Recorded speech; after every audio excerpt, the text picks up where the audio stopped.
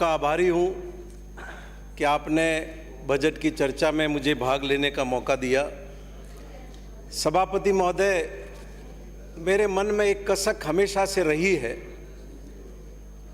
कि संस्कृत को मुझे जिस रूप में अपने विद्यार्थी जीवन में पढ़ना चाहिए था, मैं पढ़ नहीं सका, और उस कारण से वो सारा अथाह ज्ञान जो हमारे ऋषि मुनियों ने अपने ग्रंथों में लिखा है, पर उस भाषा की कम जानकारी होने के कारण मूल भाषा में पढ़ने का सौभाग्य मुझे प्राप्त नहीं हुआ। मैं आज राजस्थान के माननीय मुख्यमंत्री को धन्यवाद दूंगा कि उन्होंने जिला मुख्यालयों पर संस्कृत महाविद्यालय खोलने का निर्णय किया, और इतना ही नहीं, वेद विद्यालय खोलने का निर्णय किया, जिसके माध्यम से हमारी नई पीढ़ी, हमारे बच्चे उस अथाह ज्ञान से रूबरू हो सके।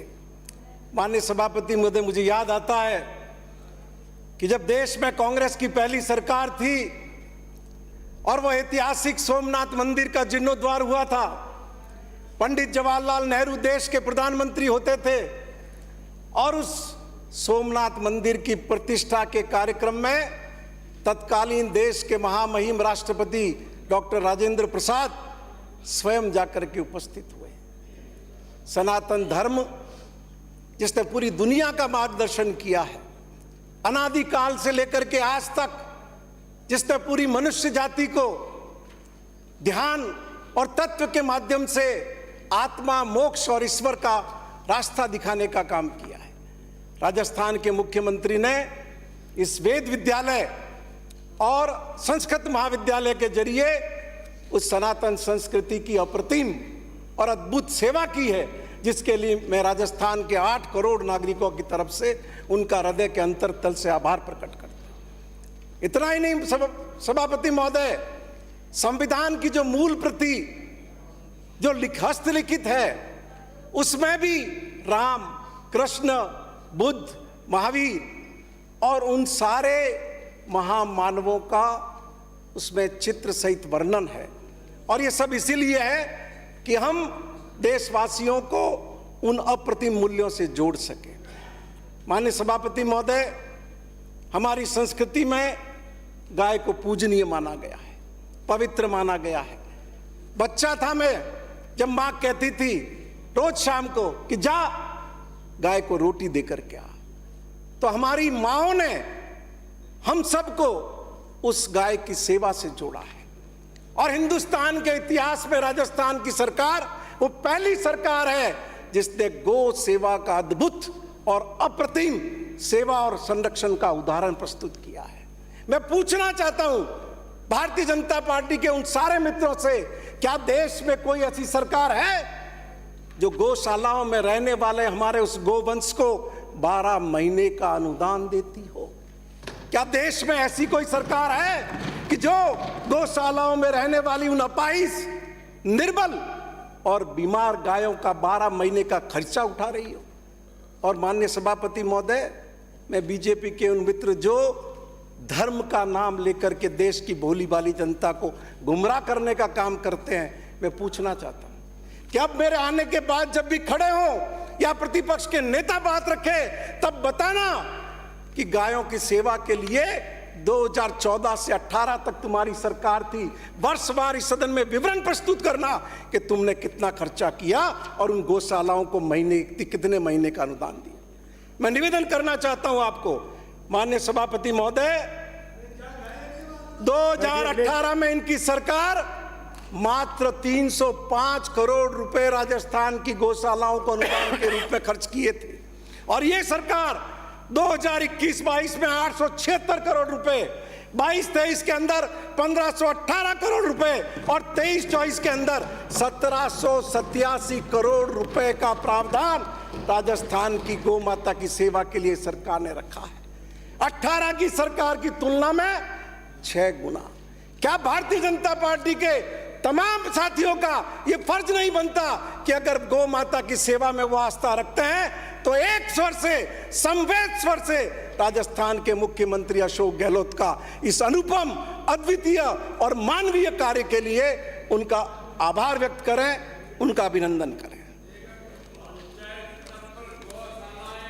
सुनिए प्लीज, सुनिए, जब आपका टर्न हो बोलिए प्लीज। अब आपने अगर प्रश्न खड़ा किया है तो देश की जनता को इस बात की पर जवाब देना। ओकर पात्र जी महाराज, जिन्होंने संसद भवन पर प्रदर्शन किया था, आज 10 साल हो गए मोदी जी की सरकार को आए हुए। क्या गौ माता को आपको राष्ट्रीय पशु घोषित नहीं करना चाहिए? क्या गौ माता की हत्या पर रोक के लिए आपको राष्ट्रीय कानून नहीं लाना चाहिए? लेकिन नहीं, आप राजस्थान में तो गौ माता की रक्षा की बात करेंगे और गोवा में जाकर के गौ माता को काटने की वकालत कर देंगे। और आपको इस बात के लिए शर्मिंदा होना चाहिए कि आपकी सरकार आने के बाद गौ मांस का निर्यात हिंदुस्तान के अंदर बढ़ा है, दुनिया के अंदर बढ़ा है। माननीय सभापति महोदय, मैं निवेदन करना चाहूंगा आपको। हमारे मित्रों ने, प्रतिपक्ष के साथियों ने इस पवित्र सदन के माध्यम से इस तरह के गलत आंकड़े और गलत तथ्य और गलत तस्वीर राजस्थान की रखने की कोशिश की, जिससे राजस्थान की जनता का मनोबल गिरे। लेकिन मैं आपके माध्यम से सभापति महोदय निवेदन करूंगा कि राजस्थान देश का एक आगे बढ़ता हुआ राज्य है और इस सरकार ने जो ये बजट पेश किया है, एक मखदूम मोइनुद्दीन का एक शेर इस पर बहुत माफिक है कि हयात लेके चलो, हयात लेके चलो, कायनात लेके चलो, चलो तो सारे जमाने को साथ लेके चलो। और यही अशोक गहलोत का ये बजट कहता है। माननीय सभापति महोदय, अब ऋण दायित्वों को लेकर के माननीय सभापति महोदय बहुत गलत तस्वीर प्रस्तुत करने की कोशिश की गई। मैं आपके माध्यम से निवेदन करूंगा, 19-20 में राजस्थान का जो आउटस्टैंडिंग डेट और दूसरी लाइबिलिटीज जो थी 3,52,701 करोड़ रुपए, और कर्जा कितना लिया उस साल में? 41,328 करोड़ रुपए। और जो जीएसडीपी था राजस्थान का 9,98,679 करोड़, और ये डेट था 35.32%। ये जब सरकार मौजूदा आई तब का माननीय सभापति महोदय स्टेटस है पहले साल का। उसके बाद 57,000 करोड़ का अगले साल लोन हुआ, 52,000 करोड़ का उसके अगले साल हुआ, 53,000 का उसके अगले साल करोड़ लोन हुआ, और 62,000 करोड़ का इस साल के बजट एस्टीमेट के अंदर प्रस्तावित किया गया है। और वो होता है जीएसडीपी 1,57,000, 15,76,186 करोड़ का 36.78%। मैं प्रतिपक्ष के माननीय सदस्य से पूछना चाहता हूं कि राजस्थान में एफआरबीएम एक्ट कब आया था? किसकी सरकार थी? कौन लाया था? वसुंधरा राजे की सरकार एफआरबीएम एक्ट लेकर के आई थी, और उसमें क्या प्रस्तावित किया था? 2025-26 तक जीएसडीपी का 38.2% डेट और दूसरी लाइबिलिटीज होना चाहिए। आप ही की सरकार थी, आपका एक्ट प्रोविजन था 25-26 तक लाने का, लेकिन राजस्थान की सरकार ने 21-22 में ही इस लक्ष्य को प्राप्त कर लिया, और 37 जो एक्चुअल है 21-22 के 37.99 पर खड़े हैं। अभी 3 दिन पहले ट्विटर पर राजस्थान की पूर्व मुख्यमंत्री वसुंधरा राजे ने एक ट्वीट कर दिया, 7 लाख करोड़ रुपए राजस्थान का कर्जा बता दिया माननीय सभापति महोदय, जो पूरी तरह से तथ्यात्मक रूप से गलत। और उन्होंने एक वीडियो भी डाला उसमें, जिसमें खुद की सरकार का गुणगान किया, इस सरकार की आलोचना की। उसी ट्वीट पर कमेंट करते हुए मैंने लिखा कि मैं चुनौती देता हूं आपको, आपकी सरकार के 5 साल और इस सरकार के 4 साल के काम काज पर राजस्थान में किसी भी जगह पर बहस रख दीजिए, समय, तिथि और स्थान आप तय करके बताइए। माननीय सभापति महोदय, असत्य आंकड़ों के आधार पर, गलत सूचना के आधार पर, गलत जानकारी के आधार पर सिर्फ सत्ता के लिए राजस्थान की जनता के मनोबल को कमजोर करने की कुछ चेष्टा कर रहे हैं। माननीय सभापति महोदय, मैं भारत सरकार का भी आपको निवेदन करना चाहूंगा कि जीडीपी का डेट परसेंटेज क्या है, कम से कम अपने गिरेबान में तो झांको। 56 इंच की छाती वाले उस महान आत्मा को भी तो कभी सवाल किया करो। 19-20 में भारत सरकार का आउटस्टैंडिंग डेट जीडीपी का 50.90%। आपकी सरकार आए हुए 5 साल हो चुके थे।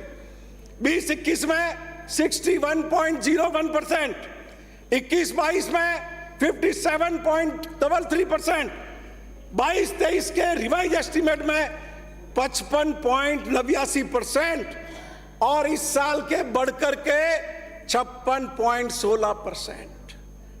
तो अब ये श्रीलंका का उदाहरण जाकर के देश के माननीय प्रधानमंत्री को जाकर के दो कि राजस्थान तो ठीक मुकाम पर खड़ा है, वित्तीय अनुशासन का पालना कर रहा है, एफआरबीएम एक्ट की पालना कर रहा है, लेकिन देश की सरकार कहां जाकर के खड़ी हुई है। डूबेंगे तो श्रीलंका के करीब जाकर के हम सबको भी लेकर के डूबेंगे। माननीय सभापति महोदय, मैं आपके माध्यम से निवेदन करना चाहूंगा कि लगातार इस सरकार ने प्रावधानों के अंदर जन आकांक्षाओं के अनुरूप इजाफा किया है। इस साल का जो बजट है, जो 23-24 का प्रस्तुत किया है, 22-23 के रिवाइज एस्टीमेट से अगर तुलना करेंगे तो एजुकेशन, स्पोर्ट्स, आर्ट्स और कल्चर में 9% की बढ़ोतरी है। हेल्थ एंड फैमिली वेलफेयर में 10% की बढ़ोतरी है। सोशल वेलफेयर में 1% की बढ़ोतरी है। अर्बन डेवलपमेंट में 23% की बढ़ोतरी है। एग्रीकल्चर में 10% की बढ़ोतरी है। ट्रांसपोर्ट में 42% की बढ़ोतरी है और वाटर सप्लाई और सैनिटेशन में 43% की बढ़ोतरी पिछले साल की तुलना में। फिर किस आधार पर हम इस बजट की आलोचना करने की चेष्टा करते हैं? माननीय सभापति महोदय, इतना ही नहीं, मैं आपके सामने यह भी निवेदन करना चाहूंगा कि किस किस हेड में देश का राष्ट्रीय औसत क्या है और राजस्थान क्या कहां पर खड़ा है, कितना परसेंट पूरे देश के राज्य मिलकर के खर्चा कर रहे हैं एवरेज, और राजस्थान उस हेड में कितना खर्चा कर रहा है। माननीय सभापति महोदय, हेल्थ में पूरे देश के राज्यों का औसत है 6.3% और राजस्थान का है 7.4%। एजुकेशन में पूरे देश के राज्य का औसत है 14.8% और राजस्थान का एवरेज है 19.5%। माननीय सभापति महोदय, इतना ही नहीं, अर्बन डेवलपमेंट में देश के राज्य का औसत है 3.5% और राजस्थान का औसत है 4.7%। तो इस तरीके से जो बहुत बुनियादी विषय है, जो जनोपयोगी विषय है, जो जनहित के विषय हैं, उन सब में राजस्थान कहीं बेहतर स्थिति में खड़ा हुआ है। माननीय सभापति महोदय, इसके अलावा माननीय सभापति महोदय, मैं आपको निवेदन करना चाहूंगा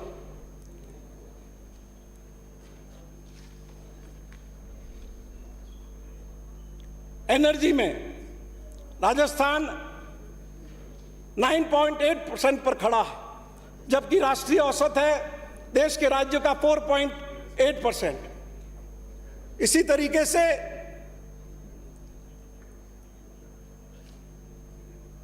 इरिगेशन के अंदर भी राजस्थान जो है वो राष्ट्रीय औसत के आसपास खड़ा है। माननीय सभापति महोदय, वाटर सप्लाई और सैनिटेशन का जैसा मैंने निवेदन किया कि राष्ट्रीय औसत 3% है और राजस्थान 4% पे खड़ा है। माननीय सभापति महोदय,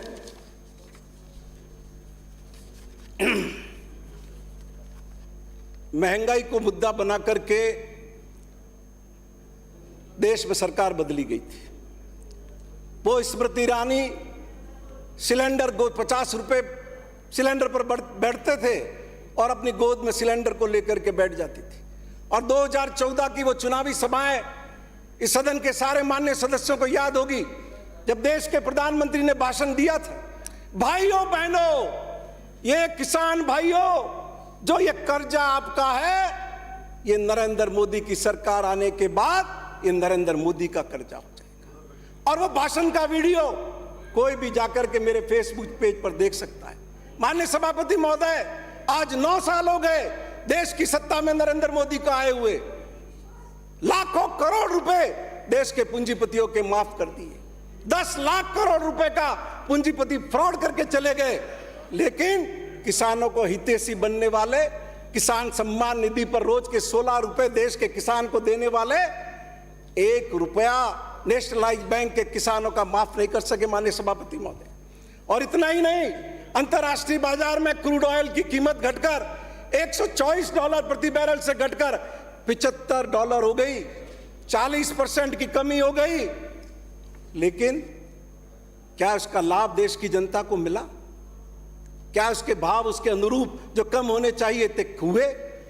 सेस बढ़ाते रहे, स्पेशल एक्साइज ड्यूटी लगाते रहे, और वो लाखों करोड़ रुपया जो हिंदुस्तान से जनता से इकट्ठा हुआ, वो स्टेट के साथ शेयर नहीं किया जाता। वो सारा पैसा भारत सरकार के खजाने में पड़ा रहता है, और इस तरीके से राज्य को कमजोर करने की कोशिश कर रहे हैं। और वो सारी योजनाएं माननीय सभापति महोदय, जो कभी 1090 पे चलती थी, 3070 पे चलती थी, 6040 पे चलती थी, उन सारी योजनाओं के नियम बदल दिए और उनको 50-50 और 40-60 पे ला करके खड़ा कर दिया, जिसके कारण कई योजनाएं, कई घोषित परियोजनाएं माननीय सभापति महोदय बंद हो गई।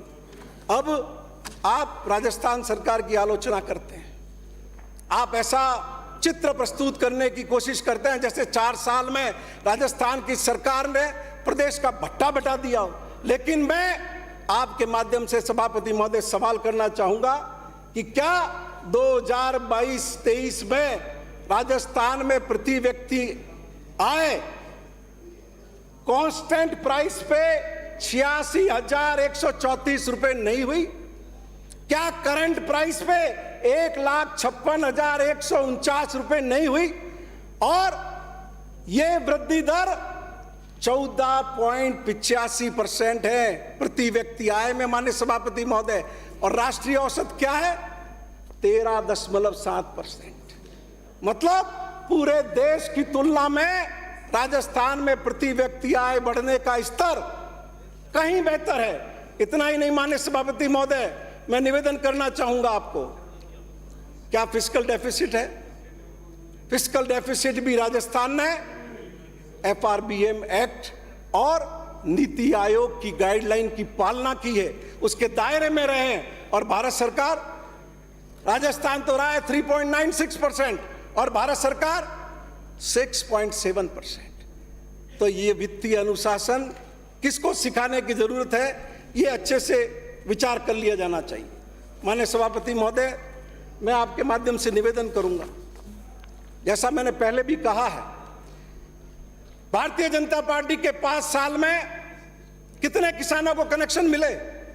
1,77,226।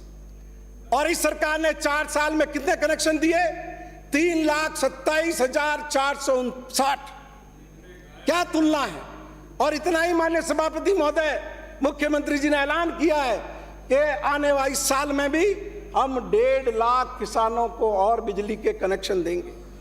और अब फसल मुआवजा, माननीय सभापति महोदय, बीजेपी के 5 साल के कार्यकाल में मात्र 5,842 करोड़ रुपए खर्च किए गए फसल मुआवजे पर, और इस सरकार के कार्यकाल में 18,177 करोड़ रुपए खर्च किए गए, जो 3 गुना से भी ज्यादा है। क्या राजस्थान का किसान इस वास्तविकता को माननीय सभापति महोदय नहीं समझता? और विद्युत अनुदान जो किसानों को दिया गया, बीजेपी ने 5 साल में दिया 31,940 करोड़ रुपए, और इस सरकार ने दिया 60,754 करोड़ रुपए। और इस बजट में तो माननीय मुख्यमंत्री जी ने 2,000 यूनिट को निःशुल्क करने का ऐलान किया। माननीय सभापति महोदय, आंकड़े गवाह है, हाथ कंगन को आरसी क्या, माननीय सभापति महोदय, मैं आपके माध्यम से निवेदन करना चाहूंगा, महंगाई किस कदर बढ़ी है, किस कदर भाव बढ़े हैं, वो हम सब लोग समझ सकते हैं। क्या गेहूं की कीमत, क्या जौ की कीमत, और इन सारे लोगों को महंगाई से बचाने के लिए राजस्थान के मुख्यमंत्री ने 1 करोड़ परिवारों को अन्नपूर्णा फूड पैकेट देने की घोषणा की है। 3000 करोड़ रुपए इस पर माननीय सभापति महोदय खर्च होंगे। और इसके साथ साथ जब कोरोना का था माननीय सभापति महोदय, मैंने प्रधानमंत्री जी को 7 पत्र लिखे। लोकसभा अध्यक्ष जो इस सदन के सदस्य रहे हैं उनको भी पत्र लिखा कि जो शहर में रहने वाला गरीब वर्ग है उसकी हालत बहुत खराब हो चुकी है, काम धंधे नहीं होने से सारी बचत उसकी खत्म हो चुकी है, एक हताशा के माहौल में है। केंद्र सरकार को शहरी रोजगार गारंटी योजना लानी चाहिए। हर परिवार के खाते में जो नॉन इनकम टैक्स पेई है 10,000 रुपए हर परिवार के खाते में डालना चाहिए। हमारी नहीं सुनी गई। मैं धन्यवाद दूंगा अशोक गहलोत को कि 33 लाख परिवारों के खातों के अंदर 5,500 रुपए कोरोना के टाइम में डीबीटी के जरिए उन्होंने ट्रांसफर किए। मैं धन्यवाद दूंगा कि हमारी अंतर्मन की उस पीड़ा को उन्होंने महसूस किया और राजस्थान के अंदर शहरी रोजगार गारंटी योजना शुरू की। और इतना ही नहीं, जहां एक तरफ भारत सरकार मनरेगा में पैसा घटा रही है, अशोक गहलोत 25 दिन गांवों के लोगों को खुद के खर्चे पर दे रहे हैं। और इस साल शहर के खर्चों को भी, शहर के लोगों को भी 25 दिन देने की उन्होंने घोषणा की। हमारे बहुत से किसान नेता इस सदन में बैठे हुए हैं, उनको मालूम होगा कि यूरिया सब्सिडी के अंदर किस रूप में कटौती लगातार हुई है। और इतना ही नहीं, कृषि मंत्री जी अभी सदन में नहीं है, राष्ट्रीय कृषि विकास योजना में भी 22-23 की तुलना में भारत सरकार ने इस साल 32% की माननीय सभापति महोदय कटौती की है। सामाजिक सुरक्षा के अशोक गहलोत मसीहा है। ये वही व्यक्ति है जिसके दिमाग में पिछली सरकार के वक्त ये आया था कि हमारे बुजुर्गों को पेंशन देनी चाहिए, विकलांगों को पेंशन देनी चाहिए, विधवाओं को पेंशन देनी चाहिए। और तब भी यह दुष्प्रचार किया गया कि रेवड़ियां बांटी जा रही। और आज फिर जब सामाजिक सुरक्षा का एक नया स्वरूप लेकर के, नया कलेवर लेकर के सरकार इस सदन के माध्यम से उपस्थित हुई है, तो हमारे बीजेपी के दोस्त फिर यही बातें करते हैं कि रेवड़ियां है। लेकिन यह पूछना चाहूंगा, क्या गरीब और असहाय और जरूरतमंद परिवारों को फूड पैकेट देना रेवड़ी है? मैं पूछना चाहूंगा कि क्या वृद्धजनों को सामाजिक पेंशन में पैसा बढ़ाना क्या रेवड़ी है? क्या विधवा महिला को सामाजिक सुरक्षा पेंशन में पैसा बढ़ाना क्या रेवड़ी है? क्या कोरोना में अनाथ हुए बच्चों को पालन विहार योजना के अंतर्गत भरण पोषण करना और वयस्क होने पर नौकरी देने का फैसला करना एक क्रांतिकारी कदम है या रेवड़ी है? ये अपने गिरेबान में झांक करके देखें। माननीय सभापति महोदय, 30-35 साल तक सरकारी आदमी नौकरी करता है और सबसे बड़ा सरकारी नौकरी में आने का कारण होता है पोस्ट रिटायरमेंट सिक्योरिटी। लेकिन भारतीय जनता पार्टी की सरकार बनी दिल्ली में और हमेशा से भारतीय जनता पार्टी एक कर्मचारी विरोधी पार्टी रही है। जब जब भी कर्मचारियों के हित के कोई निर्णय हुए, फैसले हुए, तो वो कांग्रेस की सरकारों ने किए। अटल बिहारी वाजपेयी की सरकार ने फैसला किया न्यू पेंशन स्कीम लेकर के आएंगे। राजस्थान में बीजेपी की सरकार थी, न्यू पेंशन स्कीम लागू की।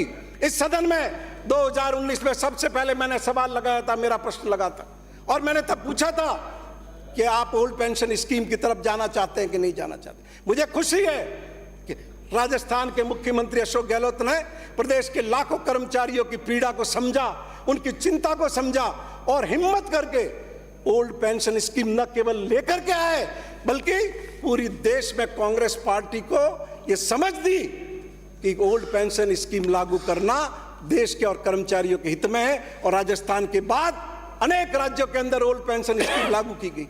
और इतना ही नहीं, आप पार्टी की सरकार जो पंजाब में है उसने भी राजस्थान के मुख्यमंत्री के सोच के साथ चलते हुए वहां भी ओल्ड पेंशन स्कीम लागू करने का निर्णय किया।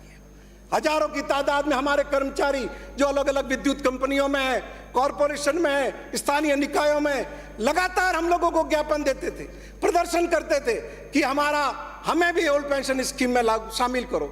हमने मुख्यमंत्री जी से निवेदन किया कि जब आपने राज्य सरकार के कर्मचारियों के लिए ओल्ड पेंशन स्कीम लाई है तो समानता के अधिकार पर चलते हुए हमें कंपनीज को और दूसरे एम्प्लॉइज को भी इसका लाभ देना चाहिए। और उदार दिल मुख्यमंत्री ने फिर फैसला किया कि ओल्ड पेंशन स्कीम का लाभ उनको भी दिया जाएगा। देश के प्रधानमंत्री ने अभिभाषण पर रिप्लाई देते हुए जब भाषण दिया तो ये कहा कि ये ओल्ड पेंशन स्कीम जो लागू कर रहे हैं ये एक पाप है। तो आज इस सदन के माध्यम से मैं भारतीय जनता पार्टी से पूछना चाहता हूं कि आप स्पष्ट बताइए कि आप कर्मचारियों के लिए ओल्ड पेंशन स्कीम लागू करना चाहते हैं, नहीं करना चाहते हैं? करना चाहते हैं तो जिन जिन राज्यों में आपकी सरकार है, देश में आपकी सरकार है, वहां आप ओल्ड पेंशन स्कीम लेकर के क्यों नहीं आ रहे? ये प्रमाणित करता है कि इतने महीने बाद भी ओल्ड पेंशन स्कीम को नहीं ला करके आपका मत, आपकी पार्टी का मत लोगों के सामने आ रहा है कि आप कर्मचारी विरोधी है। माननीय सभापति महोदय, मैं निवेदन करना चाहूं, मैंने ही जब महेंद्रजीत सिंह जी मालवीय सिरोही हमारे यहां जिले में दौरे पर आए थे पिछले बजट से पहले, मैंने पब्लिक मीटिंग में उनसे विनती की थी कि आप हर परिवार को घरेलू बिजली 200 यूनिट मुफ्त दीजिए। पिछली सरकार में तो फैसला हुआ 50 यूनिट मुफ्त देने का। अब एक जो जन समर्थन मिला, जनता ने इसको पसंद किया, जनता ने इसकी मांग की, उसको देखते हुए मुख्यमंत्री ने निर्णय किया कि हम हर परिवार को 100 यूनिट बिजली मुफ्त देंगे। एक गरीब परिवार को 100 यूनिट बिजली मुफ्त देना क्या रेवड़ी है? क्या भारतीय जनता पार्टी इसके खिलाफ है? माननीय सभापति महोदय, इस सरकार का सबसे बेहतरीन कार्यक्रम इंदिरा रसोई, 8 रुपए के अंदर इतना स्वादिष्ट भोजन। हमारे प्रभारी मंत्री बैठे हुए हैं महेंद्र चौधरी साहब, हमने भी उनके साथ सिरोही में अनेक बार भोजन किया और भरपेट भोजन किया और ऐसा भोजन किया कि पूरी तृप्त हो गई।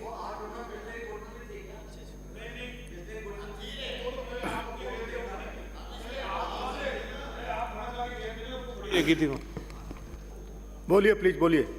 और इतना पॉपुलर कार्यक्रम हुआ कि लगातार इसकी संख्या में इजाफा करना पड़ा। और माननीय सभापति महोदय, इतना ही नहीं, इस बार जब हम हमारे प्रभारी मंत्री के साथ मीटिंग में बैठे थे तो ये मांग आई कि जो गांव कस्बे का रूप ले चुके हैं उनके अंदर भी इंदिरा रसोई शुरू करनी चाहिए। और राजस्थान के सदाश्रय मुख्यमंत्री अशोक गहलोत ने इस बजट में ऐलान किया कि हम उन गांवों में भी ये चालू करेंगे जो कस्बे का रूप ले चुके हैं। माननीय सभापति महोदय, चिरंजीवी बीमा के अंदर जो राशि बढ़ा दी, दुर्घटना बीमा का प्रावधान कर दिया, क्या ये रेवड़ी है? मुझे याद है 2007-8 में मैं एमएलए होता था, मैं बेलांगरी में एक जगह बैठने गया, मौत पर, कैंसर से मौत हो गई थी। उसके परिवार ने मुझे बताया कि 12 लाख रुपए का कर्जा लिया लेकिन उस आदमी को हम बचा नहीं सके। और तब अखिल भारतीय कांग्रेस कमेटी का दिल्ली में अधिवेशन था, प्रधानमंत्री बैठे हुए थे, सोनिया गांधी जी बैठी हुई थी, राजस्थान के प्रभारी मुकुल वासनिक ने मुझे राजस्थान की तरफ से बोलने के लिए कहा और मैंने प्रधानमंत्री जी से विनती की कि कैंसर, हार्ट, लीवर, किडनी, इन बीमारियों का इलाज सरकार के खर्चे पर होना चाहिए। कि मुझे दिमाग में वेलांगरी का वो परिवार था जो 12 लाख के कर्जे में डूब गया। माननीय सभापति महोदय, उस यात्रा में 15 साल लग गए और हमारा ये सपना, हिंदुस्तान के लोगों का सपना, 15 साल बाद राजस्थान के यशस्वी मुख्यमंत्री ने पूरा किया। आज 88% राजस्थान की आबादी उस बीमे से कवर है, जो हिंदुस्तान का एक रिकॉर्ड है। हिंदुस्तान की सिर्फ 41% आबादी कवर है, राजस्थान की 88% आबादी कवर है और 1,38,00,000 लोग, परिवार इसके जरिए लाभान्वित हो रहे हैं। गांव गांव में जहां जहां जाएंगे आप, जिन परिवारों ने इसका लाभ लिया है, जाकर के उनके आगे माइक लगा करके पूछिए, उनकी आंखों में अशोक गहलोत के प्रति कृतज्ञता के आंसू आंखों के अंदर आ जाते हैं, जिन्होंने इसका लाभ उठाया है। माननीय सभापति महोदय, प्लीज समाप्त करिए। अभी तो शुरू किया है मैंने। एक मिनट। माननीय सभापति महोदय, आप तो अब समाप्त कर रहे हो तो फिर मैं मुख्य चीजों पे आ जाता हूं। थोड़ा सा मैं कृपा रखना थोड़ी सी। माननीय सभापति 2 मिनट में महोदय, समाप्त कर दीजिए आप प्लीज। माननीय सभापति महोदय, मैं आपको निवेदन करूंगा, जब मुख्यमंत्री जी ने इस बार बजट पढ़ा मानवीय भूल से एक पेज उसमें तीसरे नंबर पर लग गया और 1 मिनट उन्होंने चंद लाइनें पढ़ी होगी। माननीय सभापति महोदय, मैं निवेदन करना चाहूंगा आपको कि इसी सदन में 2014-15 में जब वसुंधरा राजे ने अपना बजट भाषण पढ़ा था लिखित, तब भी गलत पढ़ दिया था। और कहां का पढ़ा मैं बता रहा हूं आपको। 14 जुलाई को उनका मैं वक्तव्य सुना रहा हूं आपको। माननीय अध्यक्ष महोदय, मुझे सदैव से निवेदन करना है कि दिनांक 14 जुलाई 2014 को जब मैं परिवर्तित बजट वर्ष 2014-15 का सदन में उपस्थापन कर रही थी, तब समय बोलते समय कुछ आंकड़ों विषयक निम्न अशुद्धियां रह गई।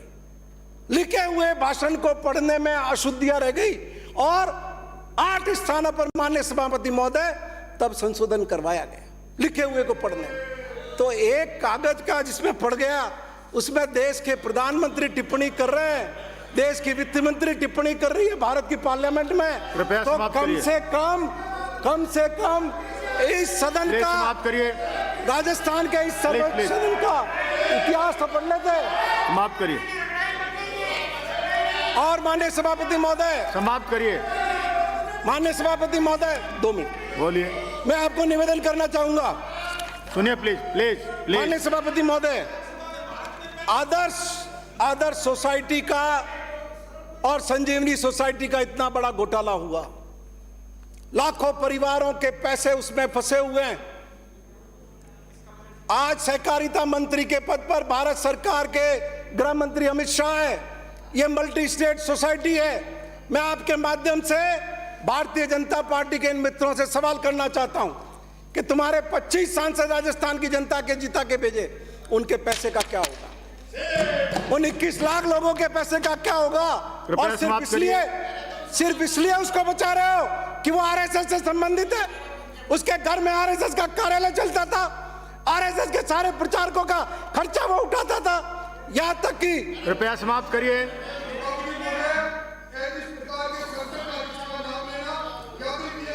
हम बोलेंगे क्या सत्य है, क्या बोल रहे हैं? सत्य है। क्या बोल रहे हैं? किसने अधिकार दिया इनको? बात करते हैं ये देर से सुन रहे हैं हम। मजाक बना रखा है। बैठिए प्लीज। ये प्लीज बैठिए प्लीज। माननीय सभापति महोदय, इतना ही नहीं, उनकी डायरी में एंट्री मिली है जिसमें बीजेपी को खर्चे के लिए पैसा दिया गया, उसका भी वर्णन है। श्री अविनाश गहलोत, सभापति महोदय एक्सपंज कराइए आप। माननीय सभापति महोदय, ये क्या बोल रहे हैं? अरे आप सरकार के बजट में बोल रहे हैं, लोगों का पैसा क्यों नहीं दिलाते हो? बैठिए प्लीज। बैठाइए इनको। बंद हो गया। आप बोलिए। माननीय सभापति महोदय, शुरू करिए आप। हो गया। बैठिए बैठिए प्लीज। बैठिए प्लीज। बैठिए प्लीज। बैठिए आप